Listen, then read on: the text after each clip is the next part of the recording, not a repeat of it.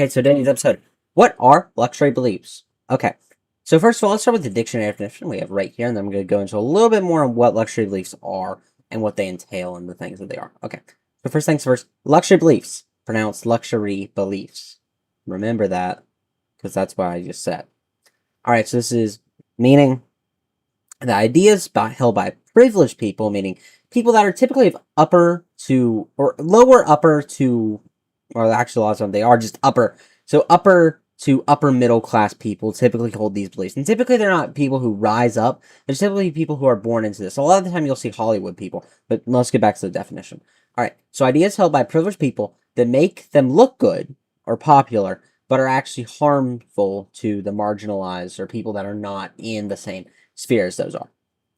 Okay. So what exactly does that mean?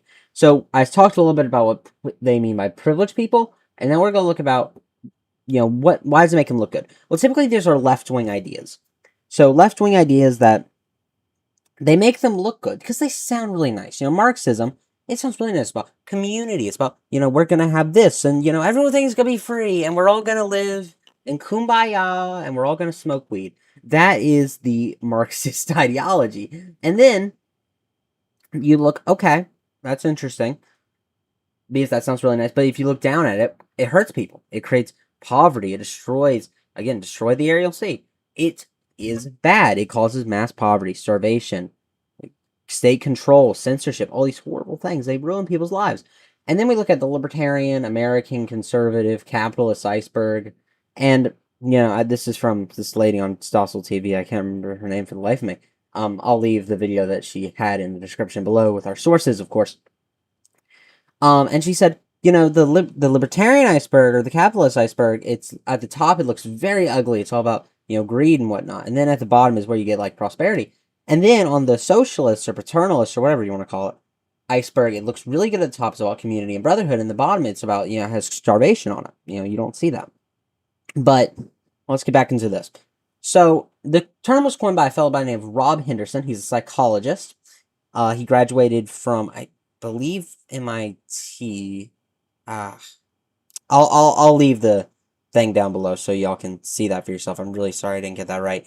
I may have not got that right, but point is, he grew up in foster care, and he ended up coining this term as he saw people who they kind of were born into this, right? And this is not all people who are born into high to upper middle class status. All right, this is just a lot of them, right? Like Hassan Piker. Hassan Piker lives in a mansion and wears these nice watches. And he's going over there and talking about, like, yeah, Xi Jinping is a great guy. I can't do an impression of him. I'm very sorry. But,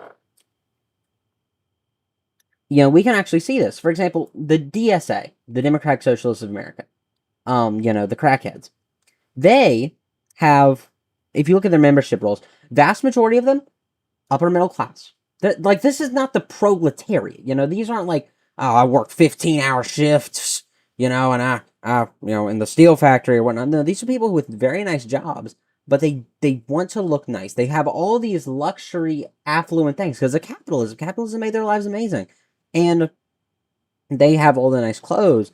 And so now they have to push it through ideas. So they want to make the ideas that look nice, make them look the nicest, right? And so that ends up harming our society because, if you institute policies that end up hurting people's lives, they're going to hurt people's lives. But, if you look at this, vast majority of people who supported defund the police are of that higher wealth caliber. And that did it. If you look at the Floyd effect or the Ferguson effect, it really did hurt a lot of those, black communities, which were harmed because, the police weren't protecting them from people who were harming people. Right? Horrible. But that's just my thoughts on the topic. Please, if you have anything you want to disagree with me on about, or if you want to question anything about this, please drop a comment down below. I'll try to get to it as soon as possible.